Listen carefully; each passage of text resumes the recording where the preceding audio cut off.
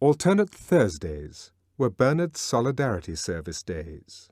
After an early dinner at the Aphroditeum, to which Helmholtz had recently been elected under Rule 2, he took leave of his friend and, hailing a taxi on the roof, told the man to fly to the Fordson Community Singery.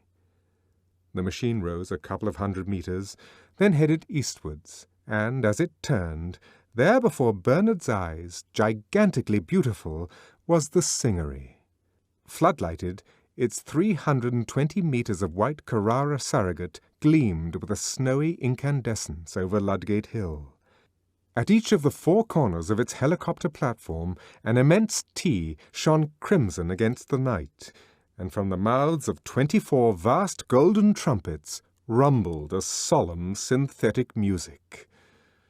"Damn, I'm late," Bernard said to himself, as he first caught sight of Big Henry, the Singery clock. And sure enough, as he was paying off his cab, Big Henry sounded the hour. "Ford," sang out an immense bass voice from all the golden trumpets. "Ford, Ford, Ford," 9 times.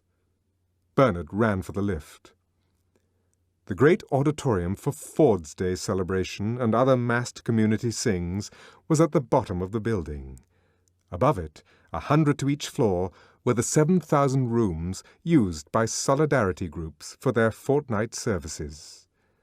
Bernard dropped down to floor 33, hurried along the corridor, stood hesitating for a moment outside room 3210, then, having wound himself up, opened the door and walked in.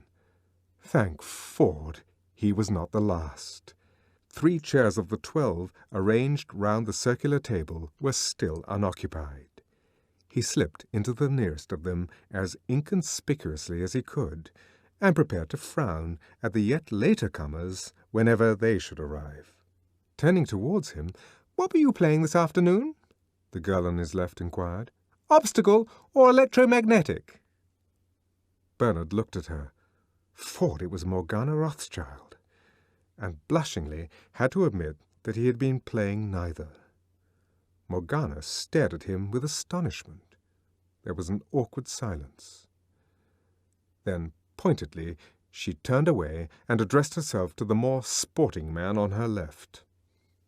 A good beginning for a solidarity service, thought Bernard miserably, and foresaw for himself yet another failure to achieve atonement. If only he had given himself time to look round, instead of scuttling for the nearest chair. He could have sat between Fifi Bradlaugh and Joanna Diesel, instead of which he had gone and blindly planted himself next to Morgana. Morgana! Ford! Those black eyebrows of hers, that eyebrow rather, for they met above the nose. Ford! And on his right was Clara Detterding. True, Clara's eyebrows didn't meet, but she was really too pneumatic, whereas Fifi and Joanna were absolutely right. Plump, blonde, not too large, and it was that great lout Tom Kawaguchi who now took the seat between them. The last arrival was Sarojini Engels. "You're late," said the president of the group severely. "Don't let it happen again." Sarojini apologized and slid into her place between Jim Bokanovsky and Herbert Bakunin. The group was now complete, the solidarity circle perfect and without flaw. Man, woman, man, in a ring of endless alternation round the table.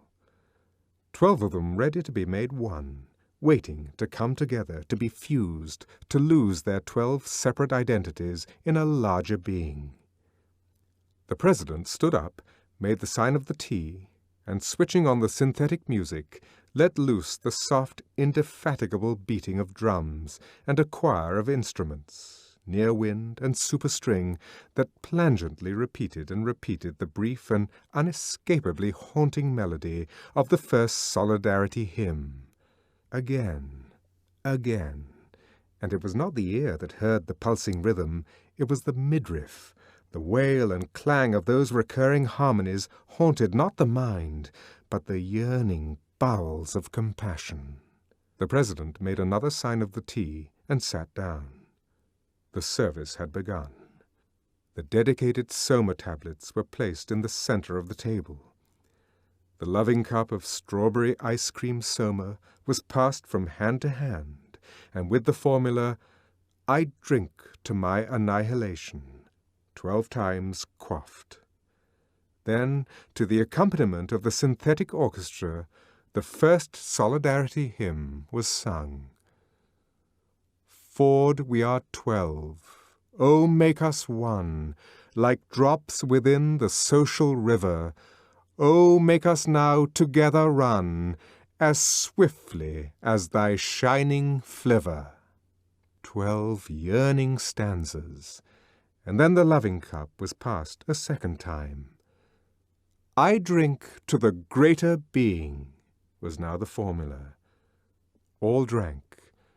Tirelessly the music played, the drums beat, the crying and clashing of the harmonies were an obsession in the melted bowels. The second solidarity hymn was sung. Come, greater being, social friend, annihilating 12 in one, we long to die, for when we end, our larger life has but begun. Again, 12 stanzas. By this time the soma had begun to work. Eyes shone, cheeks were flushed. The inner light of universal benevolence broke out on every face in happy, friendly smiles. Even Bernard felt himself a little melted. When Morgana Rothschild turned and beamed at him, he did his best to beam back. But the eyebrow, the black 2-in-1, alas, it was still there. He couldn't ignore it, couldn't, however hard he tried. The melting hadn't gone far enough. Perhaps if he had been sitting between Fifi and Joanna. For the third time, the loving cup went round. I drink to the imminence of his coming, said Morgana Rothschild, whose turn it happened to be to initiate the circular rite. Her tone was loud, exultant. She drank and passed the cup to Bernard. I drink to the imminence of his coming, he repeated, with a sincere attempt to feel that the coming was imminent. But the eyebrow continued to haunt him, and the coming, so far as he was concerned, was horribly remote. He drank and handed the cup to Clara Detterding. It'll be a failure again, he said to himself. I know it will. But he went on doing his best to beam. The loving cup had made its circuit. Lifting his hand, the president gave a signal. The chorus broke out into the third solidarity hymn. Feel how the greater being comes. Rejoice, and in rejoicings die. Melt in the music of the drums, for I am you, and you are I. As verse succeeded verse, the voices thrilled with an ever intenser excitement. The sense of the coming's imminence was like an electric tension in the air. The president switched off the music, and with the final note of the final stanza there was absolute silence. The silence of stretched expectancy, quivering and creeping with a galvanic life. The president reached out his hand, and suddenly a voice, a deep, strong voice, more musical than any merely human voice, richer, warmer, more vibrant with love and yearning and compassion, a wonderful, mysterious, supernatural voice, spoke from above their heads, very slowly. "Oh, Ford! Ford! Ford!" it said diminishingly, and on a descending scale. A sensation of warmth radiated thrillingly out from the solar plexus to every extremity of the bodies of those who listened. Tears came into their eyes. Their hearts, their bowels seemed to move within them, as though with an independent life. Ford! They were melting. Ford! Dissolved, dissolved. Then, in another tone, suddenly, startlingly, "Listen!" trumpeted the voice. "Listen!" They listened. After a pause, sunk to a whisper, but a whisper somehow more penetrating than the loudest cry. "The feet of the greater being," it went on, and repeated the words. "The feet of the greater being." The whisper almost expired. "The feet of the greater being are on the stairs." And once more there was silence, and the expectancy, momentarily relaxed, was stretched again, tauter, almost to the tearing point. The feet of the greater being. Oh, they heard them coming softly down the stairs, coming nearer and nearer down the invisible stairs. The feet of the greater being. And suddenly the tearing point was reached. Her eyes staring, her lips parted, Morgana Rothschild sprang to her feet. "I hear him!" she cried. "I hear him!" "He's coming!" shouted Sarojini Engels. "Yes, he's coming! I hear him!" Fifi Bradlaugh and Tom Kawaguchi rose simultaneously to their feet. "Oh, Joanna inarticulately testified. "He's coming!" yelled Jim Bokanovsky. The president leaned forward and with a touch released a delirium of cymbals and blown brass, a fever of tom-tomming. "Oh, he's coming!" screamed Clara Detterding. "Ah!" And it was as though she were having her throat cut. Feeling that it was time for him to do something, Bernard also jumped up and shouted, "I hear him! He's coming!" But it wasn't true. He heard nothing, and for him, nobody was coming. Nobody. In spite of the music, in spite of the mounting excitement. But he waved his arms, he shouted with the best of them, and when the others began to jig and stamp and shuffle, he also jigged and shuffled. Round they went, a circular procession of dancers, each with hands on the hips of the dancer preceding, round and round, shouting in unison, stamping to the rhythm of the music with their feet, beating it out with hands on the buttocks in front, 12 pairs of hands beating as one, 12 buttocks slabbily resounding, 12 as one, 12 as one. I hear him coming! The music quickened, faster beat the feet, faster fell the rhythmic hands, and all at once a great synthetic bass boomed out the words which announced the approaching atonement and final consummation of solidarity, the coming of the 12-in-1, the incarnation of the greater being. "Orgy, porgy," it sang, while the tom-toms continued to beat their feverish tattoo. "Orgy, porgy, Ford and fun, kiss the girls and make them one, boys at one with girls at peace. Orgy, porgy gives release."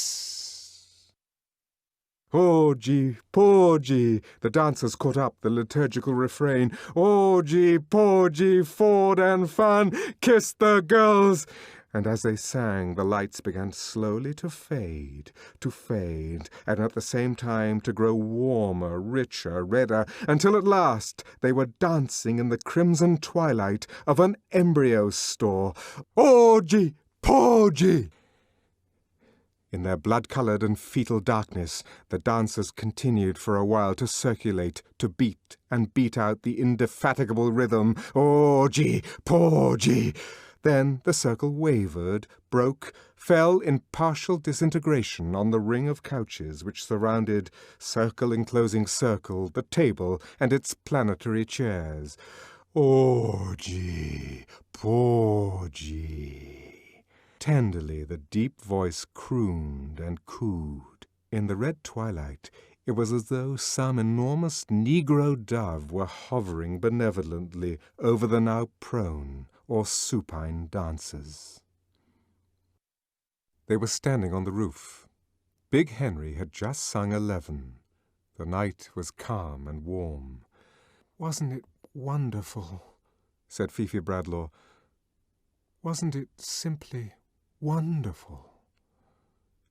She looked at Bernard with an expression of rapture, but of rapture in which there was no trace of agitation or excitement, for to be excited is still to be unsatisfied. Hers was the calm ecstasy of achieved consummation, the peace, not of mere vacant satiety and nothingness, but of balanced life, of energies at rest and in equilibrium. A rich and living peace. For the Solidarity Service had given as well as taken, drawn off only to replenish. She was full, she was made perfect, she was still more than merely herself. "Don't you think it was wonderful?" she insisted, looking into Bernard's face with those supernaturally shining eyes. "Yes, I thought it was wonderful," he lied and looked away. The sight of her transfigured face was at once an accusation and an ironical reminder of his own separateness. He was as miserably isolated now as he had been when the service began, more isolated by reason of his unreplenished emptiness, his dead satiety. Separate and unatoned, while the others were being fused into the greater being, alone even in Morgana's embrace, much more alone, indeed more hopelessly himself, than he had ever been in his life before. He had emerged from that crimson twilight into the common electric glare with a self-consciousness intensified to the pitch of agony. He was utterly miserable, and perhaps, her shining eyes accused him, perhaps it was his own fault. "Quite wonderful," he repeated. But the only thing he could think of was Morgana's eyebrow. Chapter 6. Odd, odd, odd, was Lenina's verdict on Bernard Marx.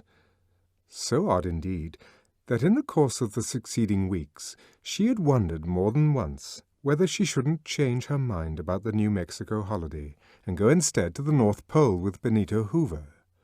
The trouble was that she knew the North Pole, had been there with George Edsel only last summer, and what was more, found it pretty grim. Nothing to do, and the hotel too hopelessly old-fashioned. No television laid on in the bedrooms, no scent organ, only the most putrid synthetic music, and not more than 25 escalator squash courts for over 200 guests. No, decidedly, she couldn't face the North Pole again.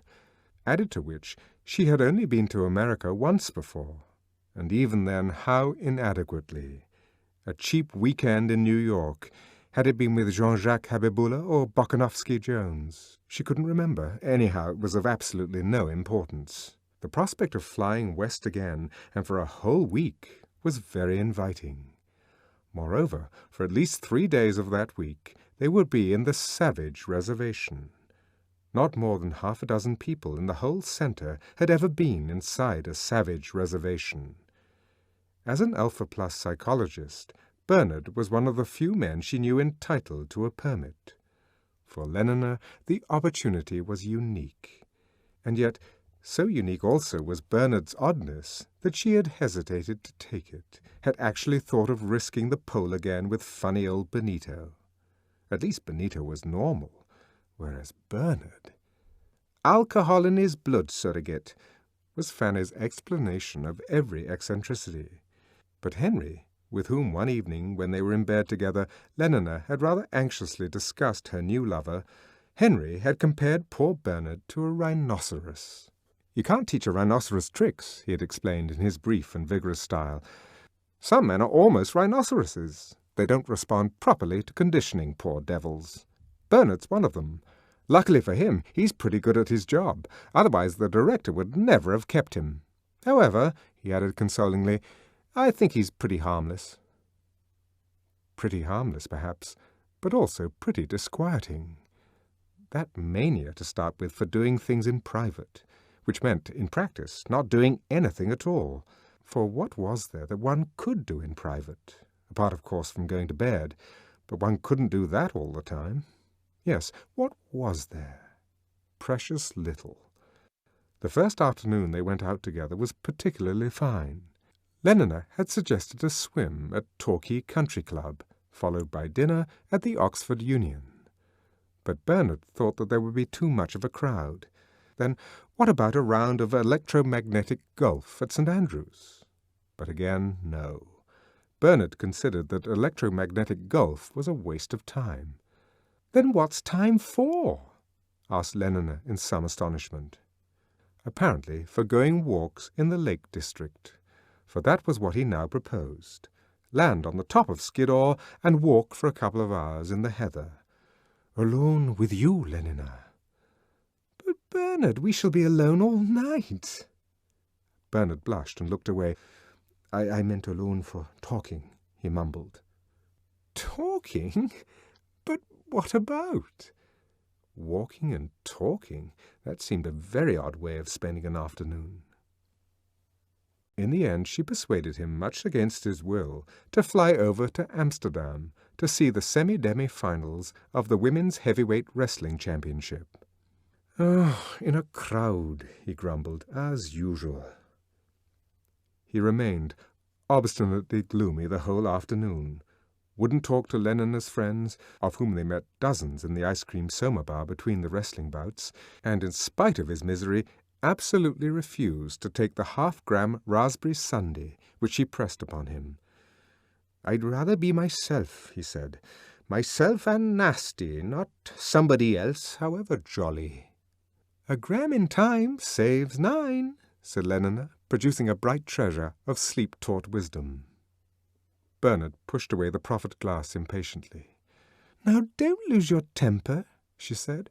"Remember, 1 cubic centimetre cures 10 gloomy sentiments." "Oh, for Ford's sake, be quiet!" he shouted. Lenina shrugged her shoulders. "A gram is always better than a damn," she concluded with dignity, and drank the sundae herself. On their way back across the channel, Bernard insisted on stopping his propeller and hovering on his helicopter screws within 100 feet of the waves. The weather had taken a change for the worse. A southwesterly wind had sprung up. The sky was cloudy. "Look," he commanded. "But it's horrible," said Lenina, shrinking back from the window. She was appalled by the rushing emptiness of the night, by the black foam-flecked water heaving beneath them, by the pale face of the moon, so haggard and distracted among the hastening clouds. "Let's turn on the radio, quick!" She reached for the dialing knob on the dashboard and turned it at random. "Skies are blue inside of you," sang 16 tremoloing falsettos. "The weather's always—" Then a hiccup and silence. Bernard had switched off the current. "I want to look at the sea in peace," he said. "One can't even look with that beastly noise going on." "But it's lovely, and I don't want to look." "But I do," he insisted. "It makes me feel as though—" He hesitated, searching for words with which to express himself. "As though I were more of me, if you see what I mean. More on my own, not so completely a part of something else, not just a cell in the social body. Doesn't it make you feel like that, Lenina?" But Lenina was crying. "It's horrible, it's horrible," she kept repeating. "And how can you talk like that about not wanting to be part of the social body? After all, everyone works for everyone else. We can't do without anyone, even epsilons." "Yes, I know," said Bernard derisively. "Even epsilons are useful. So am I, and I damn well wish I weren't." Lenina was shocked by his blasphemy. "Bernard," she protested in a voice of amazed distress, "how can you?" In a different key, "How can I?" he repeated meditatively. "No, the real problem is, how is it that I can't? Or rather, because after all I know quite well why I can't, what would it be like if I could, if I were free, not enslaved by my conditioning?" "But, Bernard, you're saying the most awful things." Don't you wish you were free, Lenina? I don't know what you mean. I am free. Free to have the most wonderful time. Everybody's happy nowadays. He laughed. Yes, everybody's happy nowadays. We begin giving the children that at 5. But wouldn't you like to be free to be happy in some other way, Lenina? In your own way, for example, not in everybody else's way. I don't know what you mean, she repeated. Then, turning to him, Oh, do let's go back, Bernard, she besought. I do so hate it here. Don't you like being with me? But of course, Bernard, it's this horrible place. I thought we'd be more together here, with nothing but the sea and moon. More together than in that crowd, or even in my rooms. Don't you understand that? I don't understand anything, she said with decision, determined to preserve her incomprehension intact. Nothing. Least of all, she continued in another tone, why you don't take Soma when you have these dreadful ideas of yours. You'd forget all about them, and instead of feeling miserable, you'd be jolly. So jolly, she repeated, and smiled, for all the puzzled anxiety in her eyes, with what was meant to be an inviting and voluptuous cajolery. He looked at her in silence, his face unresponsive and very grave, looked at her intently. After a few seconds, Lenina's eyes flinched away. She uttered a nervous little laugh, tried to think of something to say, and couldn't. The silence prolonged itself. When Bernard spoke at last, it was in a small, tired voice. "All right, then," he said. "We'll go back." And, stepping hard on the accelerator, he sent the machine rocketing up into the sky. At 4,000, he started his propeller. They flew in silence for a minute or two. Then suddenly Bernard began to laugh. Rather oddly, Lenina thought, but still it was laughter. "Feeling better?" she ventured to ask. For answer, he lifted one hand from the controls and, slipping his arm round her, began to fondle her breasts. "Thank Ford," she said to herself. "He's all right again." Half an hour later, they were back in his rooms. Bernard swallowed 4 tablets of Soma at a gulp, turned on the radio and television, and began to undress. "Well?" Lenina inquired with significant archness when they met next afternoon on the roof. "Did you think it was fun yesterday?" Bernard nodded. They climbed into the plane. A little jolt, and they were off. "Everyone says I'm awfully pneumatic," said Lenina reflectively, patting her own legs. "Awfully." But there was an expression of pain in Bernard's eyes. Like meat, he was thinking. She looked up with a certain anxiety. "But you don't think I'm too plump, do you?" He shook his head. "Like so much meat." "You think I'm all right?" Another nod. "In every way?" "Perfect," he said aloud, and inwardly, "She thinks of herself that way. She doesn't mind being meat." Lenina smiled triumphantly, but her satisfaction was premature. "All the same," he went on after a little pause, "I still rather wish it had all ended differently." "Differently? Were there other endings?" "I didn't want it to end with our going to bed," he specified. Lenina was astonished.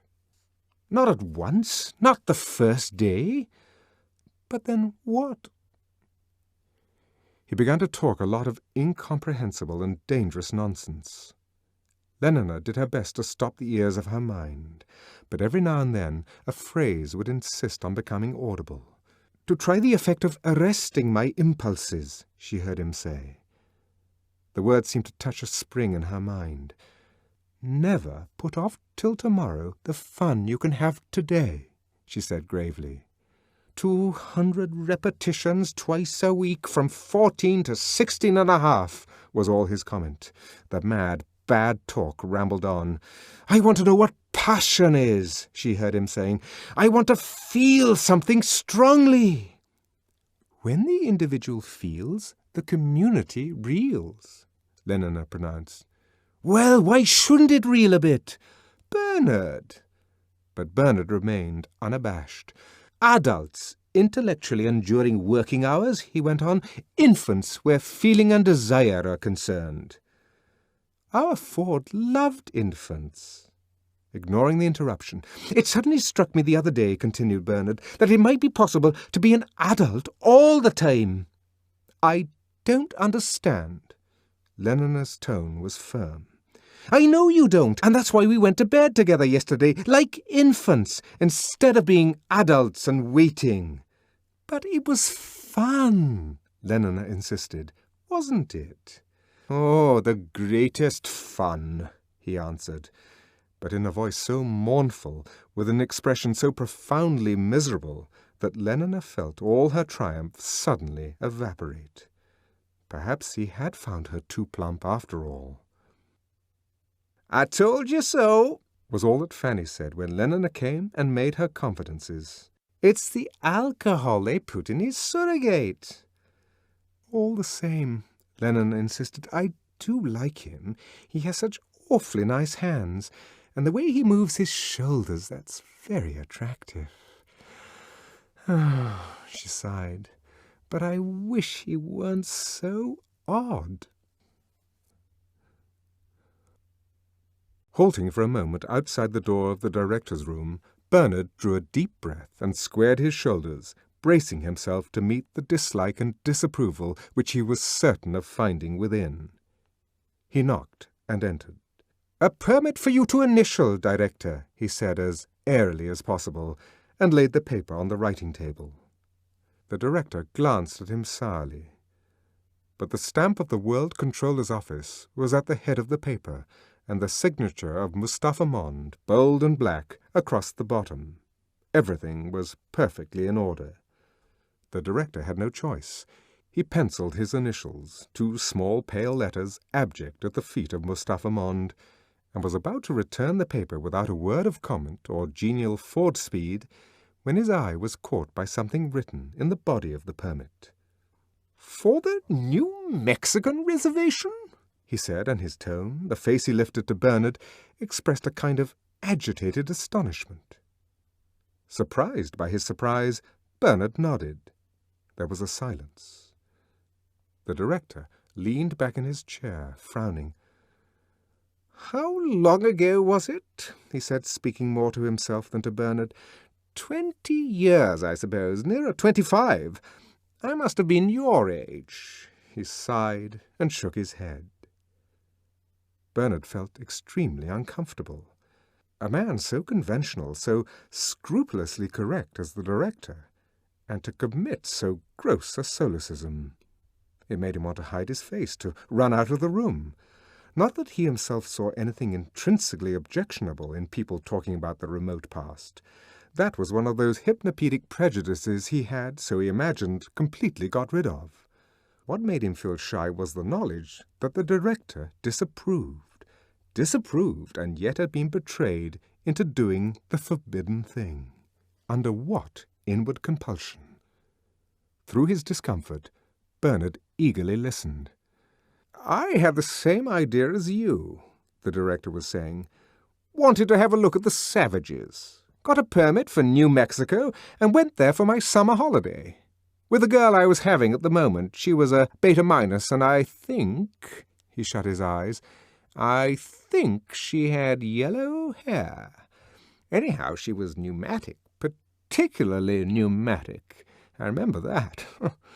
Well, we went there, and we looked at the savages, and we rode about on horses and all that. And then, it was almost the last day of my leave, then, well, she got lost. We'd gone riding up one of those revolting mountains, and it was horribly hot and oppressive, and after lunch we went to sleep. Or at least I did. She must have gone for a walk, alone. At any rate, when I woke up, she wasn't there, and the most frightful thunderstorm I've ever seen was just bursting on us, and it poured roared and roared and flashed, and the horses broke loose and ran away, and I fell down trying to catch them and hurt my knee so I could hardly walk. Still I searched and shouted and searched, but there was no sign of her. Then I thought she must have gone back to the rest house by herself, so I crawled down into the valley by the way we had come. My knee was agonizingly painful, and I'd lost my soma. It took me hours. I didn't get back to the rest house till after midnight, and she wasn't there. She wasn't there, the director repeated. There was a silence. Well, he resumed at last, the next day there was a search, but we couldn't find her. She must have fallen into a gully somewhere, or been eaten by a mountain lion. Ford knows. Anyhow, it was horrible. It upset me very much at the time, more than it ought to have done, I dare say. Because after all, it's the sort of accident that might have happened to anyone, and of course the social body persists, although the component cells may change. But this sleep-talk consolation did not seem to be very effective. Shaking his head, "I actually dream about it sometimes," the director went on in a low voice. "Dream of being woken up by that peal of thunder and finding her gone. Dream of searching and searching for her under the trees." He lapsed into the silence of reminiscence. "You must have had a terrible shock," said Bernard, almost enviously. At the sound of his voice, the director started into a guilty realization of where he was, shot a glance at Bernard, and averted his eyes, blushed darkly, looked at him again with sudden suspicion, and angrily, on his dignity, "Don't imagine," he said, "that I'd had any indecorous relation with the girl. Nothing emotional, nothing long-drawn. It was all perfectly healthy and normal." He handed Bernard the permit. "I really don't know why I bored you with this trivial anecdote." Furious with himself for having given away a discreditable secret, he vented his rage on Bernard. The look in his eyes was now frankly malignant. "And I should like to take this opportunity, Mr. Marks," he went on, "of saying that I'm not at all pleased with the reports I receive of your behaviour outside working hours. You may say that this is not my business, but it is. I have the good name of the centre to think of. My workers must be above suspicion, particularly those of the highest castes. Alphas are so conditioned that they do not have to be infantile in their emotional behaviour, but that is all the more reason for their making a special effort to conform. It is their duty to be infantile, even against their inclination. And so, Mr. Marks, I give you fair warning." The director's voice vibrated with an indignation that had now become wholly righteous and impersonal, was the expression of the disapproval of society itself. "If ever I hear again of any lapse from a proper standard of infantile decorum, I shall ask for your transference to a sub-centre, preferably to Iceland. Good morning." And swivelling round in his chair, he picked up his pen and began to write. "That'll teach him," he said to himself. But he was mistaken, for Bernard left the room with a swagger, exulting as he banged the door behind him in the thought that he stood alone, embattled against the order of things, elated by the intoxicating consciousness of his individual significance and importance. Even the thought of persecution left him undismayed, was rather tonic than depressing. He felt strong enough to meet and overcome affliction, strong enough to face even Iceland. And this confidence was the greater for his not for a moment really believing that he would be called upon to face anything at all. People simply weren't transferred for things like that. Iceland was just a threat, a most stimulating and life-giving threat. Walking along the corridor, he actually whistled. Heroic was the account he gave that evening of his interview with the DHC. "Whereupon," it concluded, "I simply told him to go to the bottomless past, and marched out of the room, and that was that." He looked at Helmholtz Watson expectantly, awaiting his due reward of sympathy, encouragement, admiration. But No word came. Helmholtz sat silent, staring at the floor. He liked Bernard. He was grateful to him for being the only man of his acquaintance with whom he could talk about the subjects he felt to be important. Nevertheless, there were things in Bernard which he hated. This boasting, for example, and the outbursts of an abject self-pity with which it alternated, and his deplorable habit of being bold after the event, and full, in absence, of the most extraordinary presence of mind. He hated these things just because he liked Bernard. The seconds passed. Helmholtz continued to stare at the floor, and suddenly Bernard blushed and turned away. The journey was quite uneventful. The Blue Pacific rocket was 2.5 minutes early at New Orleans, lost 4 minutes in a tornado over Texas, but flew into a favorable air current at longitude 95 west, and was able to land at Santa Fe less than 40 seconds behind schedule time. 40 seconds on a 6.5-hour flight, not so bad, Lenina conceded. They slept that night at Santa Fe. The hotel was excellent, incomparably better, for example, than that horrible Aurora Bora palace in which Lenina had suffered so much the previous summer. Liquid air, television, vibro-vacuum massage, radio, boiling caffeine solution, hot contraceptives, and 8 different kinds of scent were laid on in every bedroom. The synthetic music plant was working as they entered the hall and left nothing to be desired. A notice in the lift announced that there were 60 escalator squash racket courts in the hotel, and that obstacle and electromagnetic golf could both be played in the park.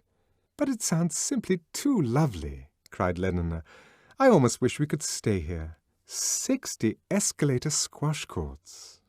"There won't be any in the reservation," Bernard warned her. "And no scent, no television, no hot water even. If you feel you can't stand it, stay here till I come back." Lenina was quite offended. "Of course I can stand it. I only said it was lovely here because progress is lovely, isn't it?" 500 repetitions once a week from 13 to 17, said Bernard wearily, as though to himself. "What did you say?" "I said that progress was lovely. That's why you mustn't come to the reservation unless you really want to." "But I do want to." "Very well, then," said Bernard, and it was almost a threat. Their permit required the signature of the warden of the reservation, at whose office next morning they duly presented themselves. An Epsilon Plus Negro porter took in Bernard's card, and they were admitted almost immediately. The warden was a blonde and brachycephalic Alpha Minus, short, red, moon-faced, and broad-shouldered, with a loud, booming voice very well adapted to the utterance of hypnopedic wisdom. He was a mine of irrelevant information and unasked-for good advice. Once started, he went on and on, boomingly. 560,000 square kilometers, divided into 4 distinct sub-reservations, each surrounded by a high-tension wire fence. At this moment, and for no apparent reason, Bernard suddenly remembered that he had left the eau de cologne tap in his bathroom wide open and running. "Supplied with current from the Grand Canyon Hydroelectric Station." "Cost me a fortune by the time I get back." With his mind's eye, Bernard saw the needle on the cent meter creeping round and round, ant-like, indefatigably. Quickly telephoned to Helmholtz Watson. "Upwards of 5,000 kilometers of fencing at 60,000 volts." "You don't say so," said Lenina politely, not knowing in the least what the warden had said, but taking her cue from his dramatic pause. When the warden started booming, she had inconspicuously swallowed 1/2 gram of soma, with the result that she could now sit serenely not listening, thinking of nothing at all, but with her large blue eyes fixed on the warden's face in an expression of rapt attention. "To touch the fence is instant death," pronounced the warden solemnly. "There is no escape from a savage reservation."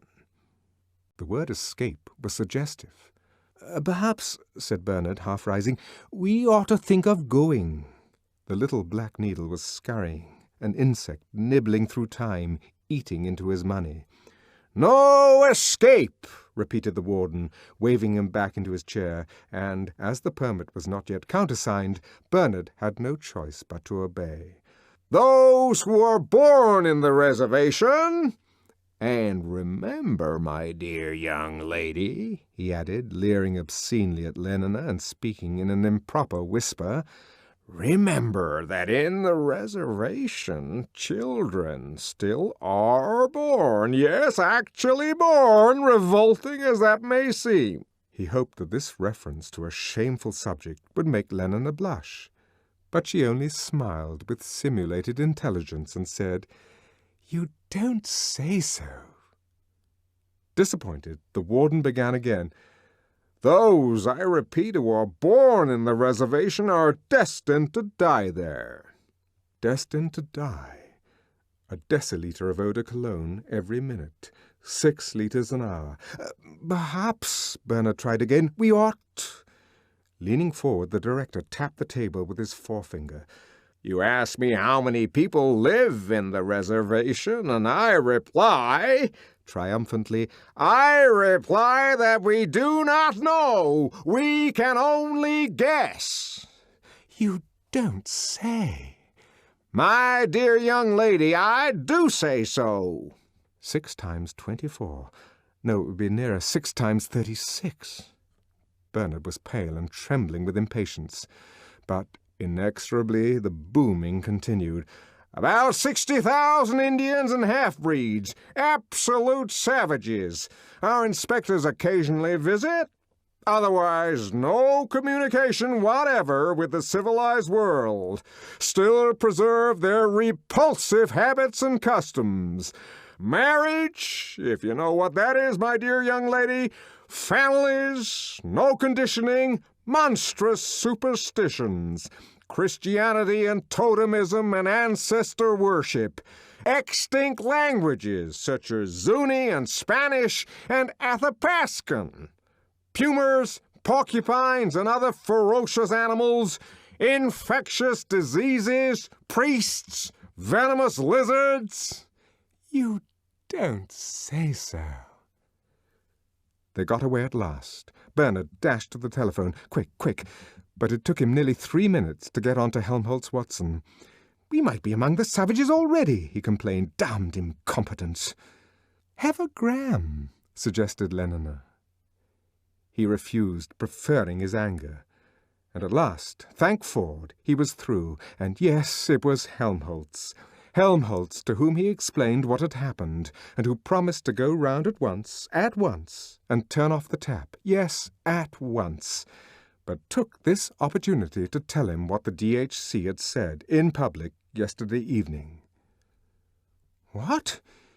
He's looking out for someone to take my place?" Bernard's voice was agonized.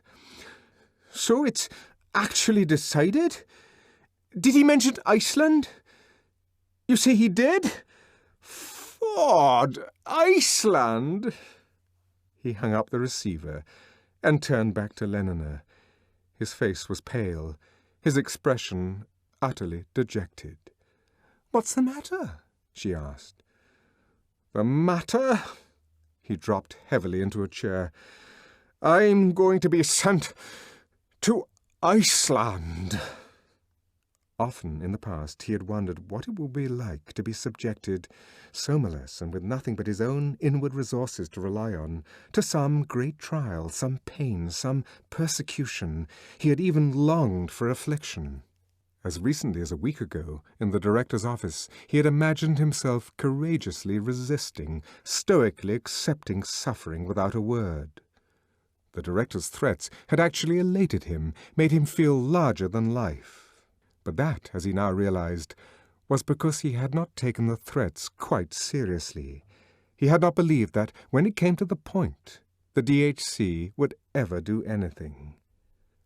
Now that it looked as though the threats were really to be fulfilled, Bernard was appalled. Of that imagined stoicism, that theoretical courage, not a trace was left. He raged against himself. What a fool! Against the director. How unfair not to give him that other chance which he now had no doubt at all he had always intended to take. And Iceland. Iceland? Lenina shook her head. Was and will make me ill, she quoted. I take a gram and only am. In the end, she persuaded him to swallow 4 tablets of soma. 5 minutes later, roots and fruits were abolished. The flower of the present rosily blossomed. A message from the porter announced that, at the warden's orders, a reservation guard had come round with a plane and was waiting on the roof of the hotel. They went up at once. An octoroon in gamma-green uniform saluted and proceeded to recite the morning's program. A bird's-eye view of 10 or a dozen of the principal pueblos, then a landing for lunch in the valley of Malpass. The rest-house was comfortable there, and up at the pueblo the savages would probably be celebrating their summer festival. It would be the best place to spend the night. They took their seats in the plane and set off. 10 minutes later they were crossing the frontier that separated civilization from savagery. Uphill and down, across the deserts of salt or sand, through forests, into the violet depth of canyons, over crag and peak and tabletop mesa, the fence marched on and on, irresistibly the straight line, the geometrical symbol of triumphant human purpose. And at its foot, here and there, a mosaic of white bones, a still unrotted carcass, dark on the tawny ground, marked the place where deer or steer, puma or porcupine or coyote, or the greedy turkey buzzards drawn down by the whiff of carrion, and fulminated as though by a poetic justice, had come too close to the destroying wires. "They never learn," said the green uniformed pilot, pointing down at the skeletons on the ground below them. "And they never will learn," he added, and laughed, as though he had somehow scored a personal triumph over the electrocuted animals. Bernard also laughed. After 2 grams of soma, the joke seemed for some reason good. Laughed, and then, almost immediately, dropped off to sleep, and sleeping was carried over Taos and Tisuke, over Nambe and Picoris and Pohaki, over Sia and Cochiti, over Laguna and Acoma and the enchanted mesa, over Zuni and Cibola and Ojo Caliente, and woke at last to find the machine standing on the ground, Lenina carrying the suitcases into a small square house, and the gamma-green octoroon talking incomprehensibly with a young Indian. "Malpass," explained the pilot, as Bernard stepped out. "This is the rest house, and there's a dance this afternoon at the pueblo. He'll take you there." He pointed to the sullen young savage. "Funny, I expect," he grinned. "Everything they do is funny." And with that he climbed into the plane and started up the engines. "Back tomorrow. And remember," he added reassuringly to Lenina, "they're perfectly tame. Savages won't do you any harm. They've got enough experience of gas bombs to know they mustn't play any tricks." Still laughing, he threw the helicopter screws into gear, accelerated, and was gone. Chapter 7. The mesa was like a ship becalmed in a strait of lion-colored dust. The channel wound between precipitous banks, and slanting from one wall to the other across the valley ran a streak of green, the river and its fields. On the prow of that stone ship in the center of the strait, and seemingly a part of it, a shaped and geometrical outcrop of the naked rock, stood the pueblo of Malpass. Block above block, each story smaller than the one below, the tall houses rose like stepped and amputated pyramids into the blue sky. At their feet lay a straggle of low buildings, a crisscross of walls, and on 3 sides the precipices fell sheer into the plain. A few columns of smoke mounted perpendicularly into the windless air and were lost. "Queer," said Lenina. "Very queer." It was her ordinary word of condemnation. I don't like it, and I don't like that man." She pointed to the Indian guide who had been appointed to take them up to the pueblo. Her feeling was evidently reciprocated. The very back of the man, as he walked along before them, was hostile, sullenly contemptuous. "Besides," she lowered her voice, "he smells." Bernard did not attempt to deny it. They walked on. Suddenly, it was as though the whole air had come alive and were pulsing with the indefatigable movement of blood. Up there, in Malpace, the drums were being beaten. Their feet fell in with the rhythm of that mysterious heart. They quickened their pace. Their path led them to the foot of the precipice. The sides of the great mesa ship towered over them 300 feet to the gunwale. "I wish we could have brought the plane," said Lenina, looking up resentfully at the blank impending rock face. "I hate walking, and you feel so small when you're on the ground at the bottom of a hill." They walked along for some way in the shadow of the mesa, rounded a projection, and there, in a water-worn ravine, was the way up the companion ladder. They climbed. It was a very steep path that zigzagged from side to side of the gully. Sometimes the pulsing of the drums was all but inaudible. At others, they seemed to be beating only just round the corner.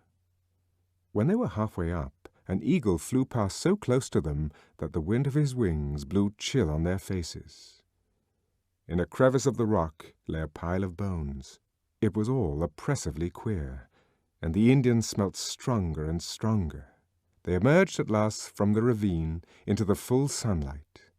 The top of the mesa was a flat deck of stone. "Like the Charing T Tower," was Lenina's comment. But she was not allowed to enjoy her discovery of this reassuring resemblance for long. A padding of soft feet made them turn round. Naked from throat to navel, their dark brown bodies painted with white lines, "like asphalt tennis courts," Lenina was later to explain. Their faces inhuman with daubings of scarlet, black, and ochre, 2 Indians came running along the path. Their black hair was braided with fox fur and red flannel. Cloaks of turkey feathers fluttered from their shoulders. Huge feather diadems exploded gaudily round their heads. With every step they took came the clink and rattle of their silver bracelets, their heavy necklaces of bone and turquoise beads. They came on without a word, running quietly in their deerskin moccasins. One of them was holding a feather brush. The other carried in either hand what looked at a distance like 3 or 4 pieces of thick rope. One of the ropes writhed uneasily, and suddenly Lenina saw that they were snakes. The men came nearer and nearer. Their dark eyes looked at her, but without giving any sign of recognition, any smallest sign that they had seen her or were aware of her existence. The writhing snake hung limp again with the rest. The men passed. "I don't like it," said Lenina. "I don't like it." She liked even less what awaited her at the entrance to the pueblo, where their guide had left them while he went inside for instructions. The dirt, to start with, the piles of rubbish, the dust, the dogs, the flies. Her face wrinkled up into a grimace of disgust. She held her handkerchief to her nose. "But how can they live like this?" she broke out in a voice of indignant incredulity. "It wasn't possible." Bernard shrugged his shoulders philosophically. "Anyhow," he said, "they've been doing it for at least 5,000 or 6,000 years, so I suppose they must be used to it by now." "But cleanliness is next to forwardliness," she insisted. "Yes, and civilization is sterilization," Bernard went on, concluding on a tone of irony the second hypnopedic lesson in elementary hygiene. "But these people have never heard of our Ford, and they aren't civilized, so there's no point in—" "Oh!" she gripped his arm. "Look!" An almost naked Indian was very slowly climbing down the ladder from the first-floor terrace of a neighboring house, rung after rung, with the tremulous caution of extreme old age. His face was profoundly wrinkled and black, like a mask of obsidian. The toothless mouth had fallen in. At the corners of the lips, and on each side of the chin, a few long bristles gleamed almost white against the dark skin.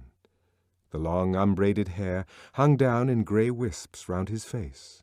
His body was bent and emaciated to the bone, almost fleshless. Very slowly he came down, pausing at each rung before he ventured another step. "What's the matter with him?" whispered Lenina. Her eyes were wide with horror and amazement. "He's old, that's all," Bernard answered as carelessly as he could. He too was startled, but he made an effort to seem unmoved. "Old?" she repeated. "But the director's old. Lots of people are old. They're not like that." "That's because we don't allow them to be like that. We preserve them from diseases. We keep their internal secretions artificially balanced at a youthful equilibrium. We don't permit their magnesium-calcium ratio to fall below what it was at 30. We give them transfusions of young blood. We keep their metabolism permanently stimulated. So of course they don't look like that. Partly," he added, "because most of them die long before they reach this old creature's age. Youth almost unimpaired till 60, and then crack, the end." But Lenina was not listening. She was watching the old man. Slowly, slowly, he came down. His feet touched the ground. He turned. In their deep sunken orbits, his eyes were still extraordinarily bright. They looked at her for a long moment, expressionlessly, without surprise, as though she had not been there at all. Then slowly, with bent back, the old man hobbled past them and was gone. "But it's terrible," Lenina whispered. "It's awful. We ought not to have come here." She felt in her pocket for her soma, only to discover that by some unprecedented oversight she had left the bottle down at the rest-house. Bernard's pockets were also empty. Lenina was left to face the horrors of Malpace unaided. They came crowding in on her, thick and fast. The spectacle of two young women giving the breast to their babies made her blush and turn away her face. She had never seen anything so indecent in her life. And what made it worse was that, instead of tactfully ignoring it, Bernard proceeded to make open comments on this revoltingly viviparous scene. Ashamed, now that the effects of the soma had worn off, of the weakness he had displayed that morning in the hotel, he went out of his way to show himself strong and unorthodox. "What a wonderfully intimate relationship," he said, deliberately outrageous, "and what an intensity of feeling it must generate.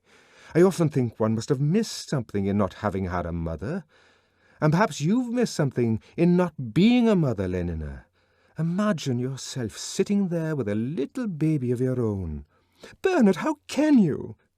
The passage of an old woman with ophthalmia and a disease of the skin distracted her from her indignation. "Let's go away," she begged. "I don't like it." But at this moment their guide came back and, beckoning them to follow, led the way down the narrow street between the houses. They rounded a corner. A dead dog was lying on a rubbish heap. A woman with a goiter was looking for lice in the hair of a small girl. Their guide halted at the foot of a ladder, raised his hand perpendicularly, then darted it horizontally forward. They did what he mutely commanded, climbed the ladder, and walked through the doorway, to which it gave access into a long, narrow room, rather dark and smelling of smoke and cooked grease, and long-worn, long-unwashed clothes. At the further end of the room was another doorway, through which came a shaft of sunlight and the noise, very loud and close, of the drums. They stepped across the threshold and found themselves on a wide terrace. Below them, shut in by the tall houses, was the village square, crowded with Indians. Bright blankets and feathers in black hair and the glint of turquoise and dark skin shining with heat. Lenina put her handkerchief to her nose again. In the open space at the center of the square were two circular platforms of masonry and trampled clay, the roofs, it was evident, of underground chambers, for in the center of each platform was an open hatchway, with a ladder emerging from the lower darkness. A sound of subterranean flute-playing came up, and was almost lost in the steady, remorseless persistence of the drums. Lenina liked the drums.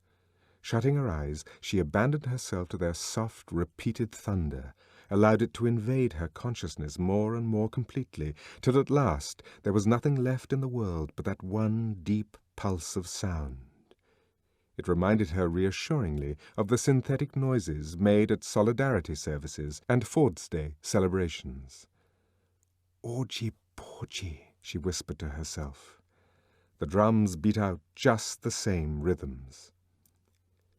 There was a sudden startling burst of singing, hundreds of male voices crying out fiercely in a harsh metallic unison. A few long notes and silence, the thunderous silence of the drums. Then shrill, in a neighing treble, the women's answer. Then again the drums, and once more the men's deep, savage affirmation of their manhood.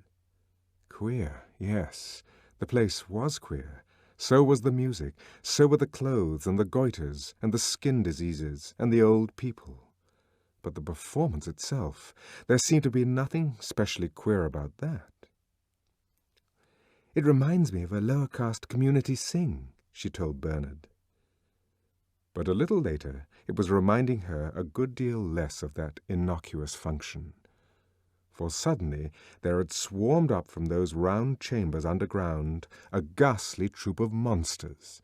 Hideously masked or painted out of all semblance of humanity, they had tramped out a strange limping dance round the square, round and again round, singing as they went round and round, each time a little faster, and the drums had changed and quickened their rhythm, so that it became like the pulsing of fever in the ears, and the crowd had begun to sing with the dancers, louder and louder, and first one woman had shrieked, and then another and another, as though they were being killed, and then suddenly the leader of the dancers broke out of the line, ran to a big wooden chest which was standing at one end of the square, raised the lid, and pulled out a pair of black snakes. A great yell went up from the crowd, and all the other dancers ran towards him with outstretched hands.